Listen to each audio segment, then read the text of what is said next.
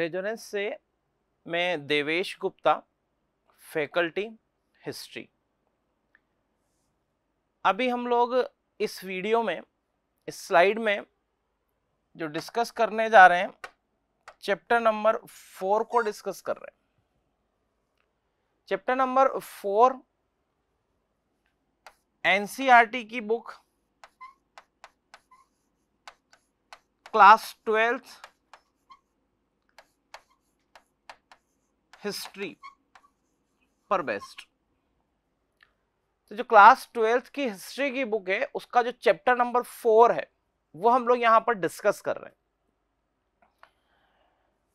Chapter number 4 में thinkers, beliefs और buildings की बात की गई। तो देखिए, जो थिंकर्स हैं उसको हिंदी मीडियम के स्टूडेंट्स के लिए मैं लिख रहा हूं विचारक। फिर उन्होंने कहा बिलीफ, इसे आप लोग लिख सकते हैं उनके जो धार्मिक विश्वास थे, सामाजिक संस्कृति के विश्वास थे, उनकी जो परंपराएं रही, जो दर्शन रहा। और हिंदी मीडियम में इसे स्पष्ट रूप से एनसीईआरटी ने लिखा है इमारतें। तो प्राचीन भारत के इतिहास से संबंधित जो एग्जाम्पल्स इस चैप्टर में मिलते हैं, इन इमारतों को स्कल्पचर, स्थापत्य भी कहा जा सकता है। बिल्कुल उन्होंने स्थापत्य पर बात की, जैसे सांची के स्तूप पर बात की। विश्वास की बात की जाए तो यहां पर एक ब्रीफ इंट्रोडक्शन मिलता है महावीर स्वामी के बारे में या जैनिज्म के बारे में, और बौद्ध धर्म के विचार भी यहां मिलते हैं। तो जैन धर्म और बौद्ध धर्म, तो जो विचारधाराएं रही, जो धार्मिक विश्वास रहे, जो स्थापत्य रहा, उसके आसपास ये चैप्टर है। हम उसी के बारे में अध्ययन कर रहे हैं। जो पहली स्लाइड में आपको दिखा रहा हूं वो स्तूप और चैत्य से रिलेटेड है। तो इस चैप्टर में स्तूप और चैत्यों के स्कल्पचर को समझाने का प्रयास किया गया है। जो महत्वपूर्ण क्वेश्चन स्तूप से रिलेटेड बनने की संभावना है, वो मैंने एक स्लाइड में आपको दिखाए हैं, ताकि वो एक ही स्लाइड में आपके स्तूप से रिलेटेड क्वेश्चंस काफी कुछ कवर हो जाए। अगली स्लाइड पर हम आते हैं। देखिए, इस स्लाइड में जो हम लोग डिस्कस करेंगे, उनमें एक टर्म आपके सामने दिखाई दे रही है, चैत्यास। मैं इसको हिंदी में भी लिख रहा हूं। चैत्य के बारे में हम लोग पढ़ेंगे, और चैत्य के साथ यहां पर जो हम समझने का प्रयास करेंगे, स्तूप किसको कहते हैं, स्तूप क्यों बनाए गए, और MCQs, multiple choice question, 34 question जो होंगे वो मल्टीपल चॉइस क्वेश्चन ही आपके एग्जाम में आने वाले हैं, अगर वो CUET की तैयारी हो रही। तो किसी भी प्रतियोगी परीक्षा के लिए महत्वपूर्ण तो बने रहेंगे। जीके का एक पार्ट है, हिस्ट्री वाले सेक्शन का एक पार्ट है ये। तो जो स्तूप की बात की जा रही है, उस स्तूप का निर्माण क्यों किया गया, उनका स्ट्रक्चर क्या था, उनकी इंपॉर्टेंस क्या थी, और एमसीक्यूज के रेफरेंस में ये मैंने बहुत स्पष्ट आपको स्पष्ट कर रहा हूं। एनसीईआरटी में इस चैप्टर में जो प्लेसेस डिस्कस किए गए वो हम डिस्कस करेंगे। स्तूप एक से अधिक मिले हैं, लेकिन वो जो स्तूप यहां इस चैप्टर में डिस्कस किए गए, हमने केवल उसकी लिस्ट बनाई है, उसी को हम लोग डिस्कस करेंगे, क्योंकि एनटीए की गाइडलाइंस यही है कि बुक और बुक पर बेस्ड क्वेश्चन होंगे। अब देखिए, साइट्स, वो स्थान, वो प्लेसेस, चैत्य को समझ रहे हैं हम लोग। With small shrines attached to them, were sometimes described as chaityas. तो वो कह रहे हैं कि चैत्य की परिभाषा को समझाने का एक प्रयास। और अगर मैंने यहां पर एक ब्रीफ में एक लाइन ली है, लेकिन एनसीईआरटी की बुक में से जब एक्सप्लेन किया गया तो उन्होंने कहा कोई ऐसा प्लेस जहां पवित्र लकड़ी हो, बिल्कुल हॉलीवुड लाइक चंदन, या कोई हरियाली वाला स्थान हो, या कोई ऐसा पॉजिटिव एनर्जी वाला प्लेस हो जहां पर मेडिटेशन किया जाए। तो पवित्रता के साथ, होलीनेस के साथ इसको लिंक किया गया और यह कहा गया कि ऐसी छोटी सी जगह जहां पर पवित्रता से संबंधित वस्तुएं हो, जिनको एक्सप्लेन एनसीईआरटी ने किया है बुक में, या उस तरह के स्थान, इन स्थानों को कभी कभी जिस रूप में डिस्क्राइब किया गया जाता था प्राचीन साहित्यों में, टेक्स्ट में, लिटरेचर में, इन्हें चैत्य कहा गया। तो पवित्रता से जुड़े स्थान चैत्य कहलाते हैं।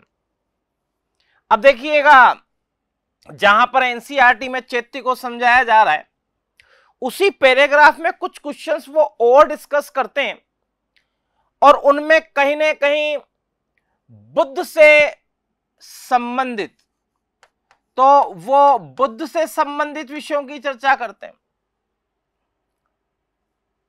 तो जो बुद्ध हैं, इनको ज्ञान की प्राप्ति हुई, महापरिनिर्वाण की बात हम लोग कर रहे हैं।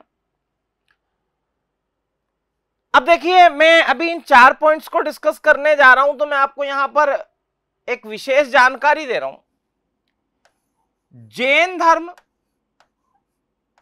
इसकी जो प्रारंभिक भाषा साहित्यों की रही, initial language of Jain literature was Prakrit, but initial literature जो लिखा गया, प्रारंभिक साहित्य बौद्ध धर्म में, लैंग्वेज वाज पाली। तो देखिए, ब्राह्मणों के जो साहित्य लिखे गए वो तो संस्कृत में लिखे गए थे। संस्कृत महत्वपूर्ण भाषा थी। जैसे महाभारत एपिक भी संस्कृत में लिखा गया, लेकिन वेदों की संस्कृत से महाभारत की संस्कृत काफी आसान थी। लेकिन जैन धर्म की बात की जाए, उसके साहित्य प्राकृत में लिखे गए, बौद्ध के पाली में लिखे गए, लेकिन लेटर ऑन दोनों ही धर्मों के जो साहित्य लिखे गए वो संस्कृत लैंग्वेज में लिखे गए। तो जैन और बौद्ध लिटरेचर की जो इनिशियल या प्रारंभिक लैंग्वेज थी, बोथ लिटरेचर के बारे में जो जानकारी हमको मिलती है, जैन लिटरेचर प्राकृत में लिखा गया, बौद्ध पाली में, later it was composed in Sanskrit, both were composed in Sanskrit. तो मैंने आपको एक जानकारी दे दी है जैन धर्म के बारे में। बौद्ध धर्म के बारे में, उनकी साहित्यों की भाषा के बारे में, क्योंकि ये फैक्ट अभी डिस्कस होगा यहां पर। चैत्य के परिचय में वो बर्थ प्लेस ऑफ बुद्ध की बात करते हैं। ऐसे उल्लेख आते हैं कि जब महात्मा बुद्ध का जन्म हुआ तो उनकी मां जंगल से गुजर रही थी और एक वृक्ष की टहनी को पकड़ा, उन्हें प्रसव पीड़ा हो रही थी और बुद्ध का जन्म हो गया। और बड़ी रोचकता बता रहा हूं आपको कि जो साहित्यों में मिलता है, जैन बौद्ध धर्म के साहित्यों में, जन्म लेते ही वो बालक 7 कदम चला और जहां जहां उसने कदम रखा वहां 7 कमल के पुष्प प्रकट हुए। तो देखिए, कहीं ना कहीं एक वैज्ञानिक दृष्टिकोण से तो ऐसा स्वीकार नहीं किया जाता कि भाई बुद्ध ने पैर रखे होंगे तो कमल प्रकट हो गए होंगे, पर धार्मिक विश्वास है। और बुद्ध ने 7 वचन कहे थे और ये 7 वचन का जो ब्रीफ है, उनके जो 7 स्टेटमेंट थे, उनका ब्रीफ ये है कि मैं कोटि कोटि करोड़ लोगों को जन्म और मृत्यु से मुक्ति का मार्ग बताने आया हूं। हम ब्राह्मण धर्म में मोक्ष कहते हैं, वो निर्वाण की बात कर रहे हैं। तो देखिए, बुद्ध के जन्म की जब बात की जाती है, बर्थ प्लेस ऑफ बुद्धा, उनका जन्म कहां पर हुआ था, उनका जो जन्म हुआ था उस जगह का नाम आता है लुम्बिनी, और eight present it is situated in which country, it is situated इन नेपाल। तो आप सारे स्टूडेंट्स ये ध्यान रखेंगे कि ये जो बर्थ प्लेस ऑफ बुद्ध है, ये बर्थ प्लेस ऑफ बुद्ध जो है वो वर्तमान में कहां पर है, नेपाल। आगामी परीक्षाओं के लिए मैं स्टूडेंट्स को एडवाइस कर रहा हूं, birth place of Buddha it was Lumbini. ये बार बार ध्यान रखें, बार बार क्वेश्चन बनने की संभावना होती है, और इसकी जो क्वेश्चन की संभावना है उसमें आप ध्यान रखें, नेपाल में है लुम्बिनी नामक जगह। तो लुम्बिनी नामक प्लेस पर क्वेश्चन बनने की संभावना है, क्योंकि भारत में नहीं, नेपाल में है। देखिए, भारत से एक जो धर्म निकला नॉन वायलेंस की पॉलिसी पर बेस्ड था, नॉन वायलेंस के सिद्धांत पर आधारित था, और आज वो विश्व धर्म बनकर खड़ा है। कई देश उसको फॉलो करते हैं, ये हमारे लिए गर्व की बात है। एनलाइनमेंट ऑफ बुद्ध, अगर मैं ये कहूं कि इसको आप लोग लिखेंगे हिंदी में, उन्हें ज्ञान की प्राप्ति हो जाना, तो महावीर स्वामी को तो साल वृक्ष के नीचे ज्ञान मिला था। वो महात्मा बुद्ध बड़ा पवित्र वृक्ष माना जाता है, पीपल का वृक्ष, बोध गया, वर्तमान में बिहार। बोध गया बिहार में उनको ज्ञान की प्राप्ति हुई। ये जो 4 पॉइंट मैं आपको लिखा रहा हूं, कॉम्पिटिटिव एग्जाम्स के लिए इंपॉर्टेंट है। जब आप वीडियो को देख रहे हैं तो अपनी नोटबुक में नोट करिए कि बुद्ध को ज्ञान की प्राप्ति कहां पर हुई, which was the place of enlightenment of lord Buddha, it was Bodh Gaya, at present it is situated in Bihar. और किस वृक्ष के नीचे, अंडर विच ट्री उनको ज्ञान की प्राप्ति हुई, पीपल का वृक्ष था वो। प्लेस ऑफ फर्स्ट sermon, देखो इसका हिंदी में अर्थ होता है उपदेश। तो यहां पर एनसीईआरटी ने तो इतना इस वाले पार्ट में ये डिस्कस किया कि बुद्ध ने अपना पहला उपदेश कहां पर दिया था, इट वाज सारनाथ। बुद्ध ने अपना पहला उपदेश सारनाथ में दिया था। और ये जीके के रेफरेंस में कुछ फैक्ट को मैं क्लियर कर रहा हूं। इसी तरह के मिलते जुलते प्रश्न में एक प्लेस का नाम आता है श्रावस्ती। तो दोनों का अंतर मैं डिस्कस कर रहा हूं आपसे, ताकि आपका एक क्वेश्चन प्रतियोगी परीक्षाओं के लिए हमेशा स्पष्ट हो जाए। एनसीईआरटी ने एक लाइन में बात की है, वो है फर्स्ट sermon, उनका पहला उपदेश। जब वो ज्ञान प्राप्ति उनको हो गई, वो अपना पहला उपदेश देते हैं सारनाथ में। लेकिन अगर पूछा जाए, बताइए मैक्सिमम sermon, बताइए उनमें सबसे ज्यादा सर्वाधिक उपदेश कहां पर दिए? कौशल देश की राजधानी था स्टूडेंट्स, ये it was capital of country Kaushal. Kaushal देश की राजधानी श्रावस्ती। मैक्सिमम sermon, सर्वाधिक उपदेश वाला प्लेस। 2 क्वेश्चन के अंतर को स्पष्ट कर लीजिए।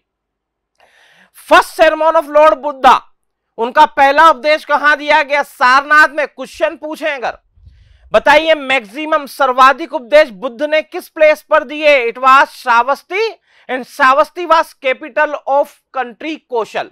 वो कौशल देश की राजधानी था। अब देखिए, एक नाम आता है कुशीनगर। मैं हिंदी में भी लिख रहा हूं, आप लोग अपनी नोटबुक में नोट कर लीजिए, वो कुशीनगर नामक प्लेस है। तो देखिए, बौद्ध धर्म इस बात पर बिलीव करता है कि जो जन्म मृत्यु के चक्र से मुक्त होना, जिसे मोक्ष कहा गया है, उसे बुद्ध कह रहे हैं दीपक का बुझ जाना। तो दीपक का बुझ जाना ये निर्वाण कहला रहा है। लेकिन बौद्ध धर्म इस पर बिलीव करता है कि महापरिनिर्वाण, मैं आप लोगों के सामने एक टर्म लिख रहा हूं, देखिए, महापरिनिर्वाण।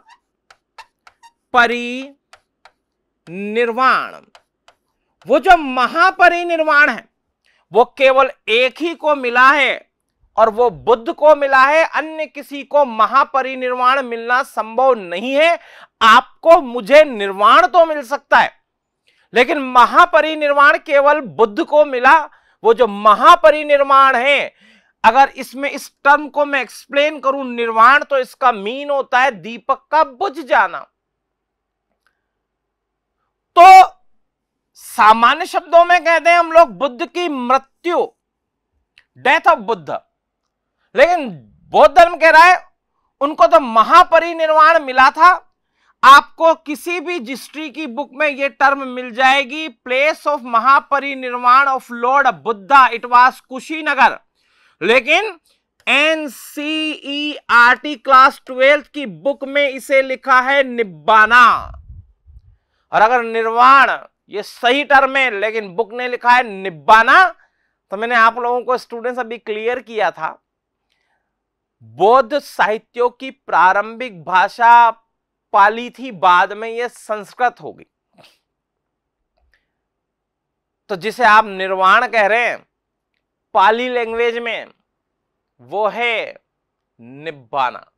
ये जो स्पेलिंग लिखी है कहीं भी इसमें एरर नहीं है, एनसीईआरटी की बुक से लिया गया है, इसे आप लोग नोट कर लीजिए। जिसे आप कहते हैं निर्वाण, एनसीईआरटी ने लिखा है निब्बाना, जो सही है, और निर्वाण ही है ये।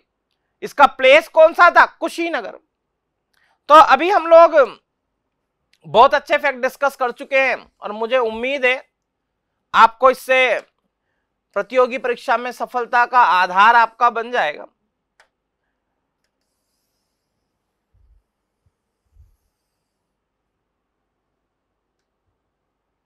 अब देखें,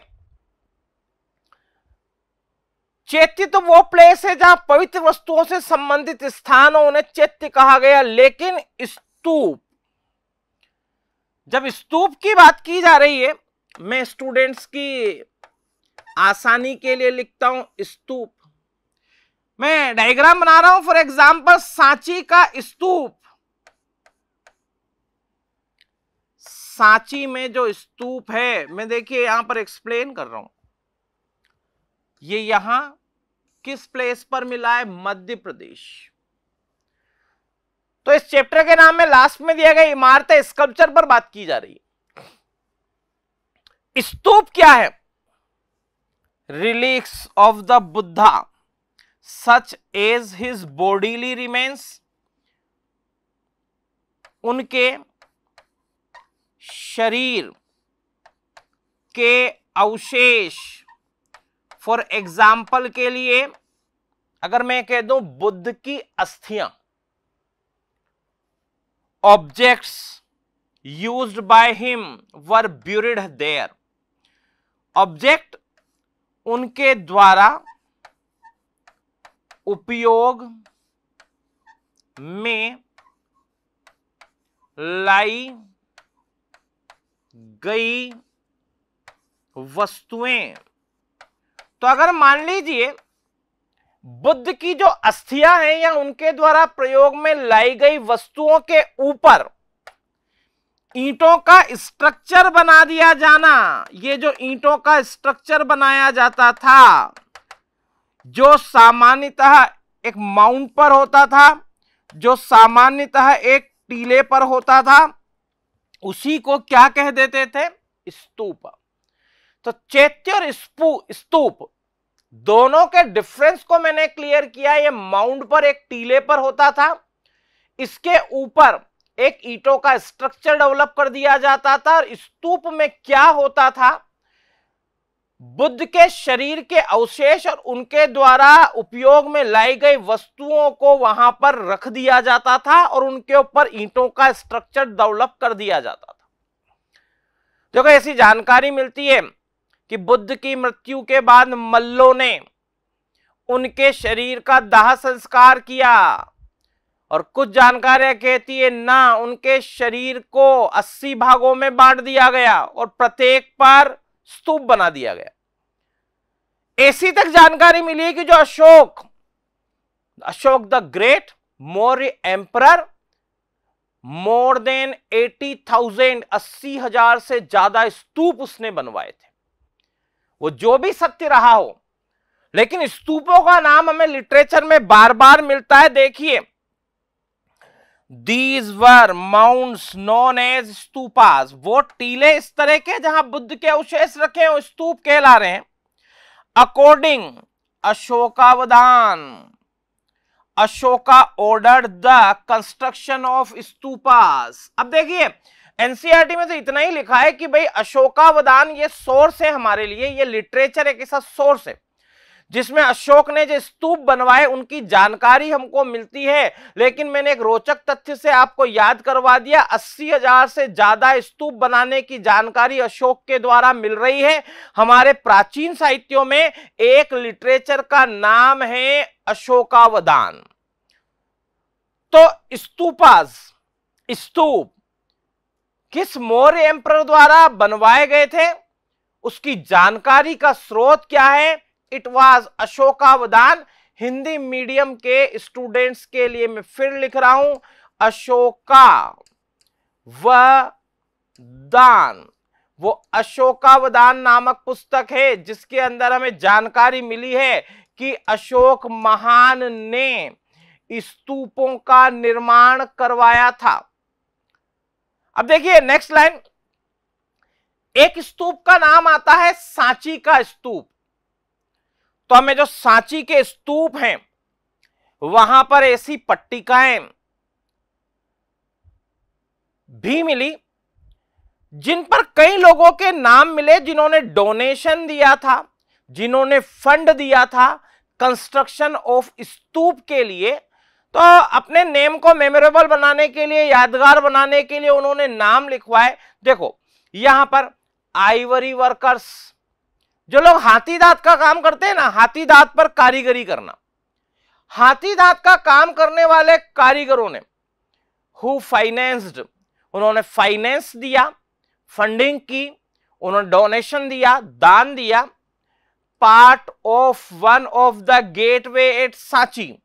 तो जो सांची का स्तूप है उसमें रिटर्न में ये एविडेंस मिले हैं कि जो लोग हाथी दांत का काम करते थे उन्होंने सांची के स्तूप के एक तोरण द्वार के लिए, उसके निर्माण के लिए दान दिया। तो दान लेकर भी, दान के सहयोग से भी, फाइनेंस लेकर भी स्तूपों का निर्माण किया गया। अब जो क्वेश्चन की संभावनाएं हैं, जो इंपॉर्टेंट है, जो आपको याद रखना है, वो मैं आपके साथ शेयर कर रहा हूं। इस चैप्टर में प्लेसेस ऑफ स्तूपा की बात की गई है, यानी एक तरफ तो बात की जा रही है प्लेस की, स्थान की, किस स्थान पर स्तूप मिले। तो मैंने उसको थोड़ा सा एफर्ट किया और आप लोगों के लिए आसान बनाया। पूरे पैराग्राफ में से वो पॉइंट्स हमने अलग कर लिए, कौन सा स्तूप किस जगह पर मिला है ये मैं आपको एक्सप्लेन कर रहा हूं। एक नाम वो स्तूप में बात कर रहे हैं जिसको वो कह रहे हैं भरहूत का स्तूप। हिंदी मीडियम के स्टूडेंट सुनेंगे भरहूत, स्तूप ऑफ भरहूत।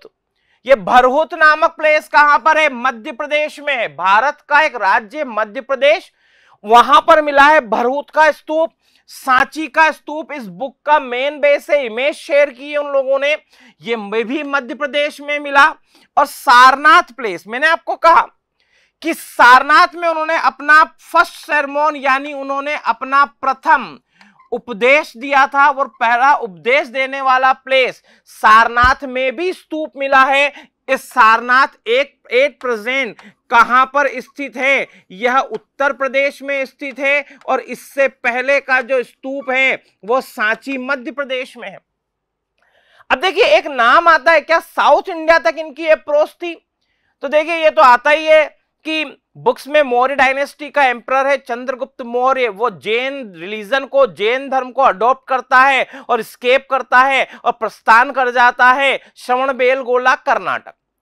तो क्या मौर्य डायनेस्टी के आसपास जैनिज्म, बौद्धिज्म या ये डायनेस्टी, इनकी अप्रोच साउथ इंडिया तक थी? हाँ बिल्कुल। देखिए अमरावती का नाम आया है, अमरावती में भी एनसीईआरटी ने बताया है कि स्तूप मिला है। अमरावती का जो स्तूप है वो किस स्टेट में मिला है?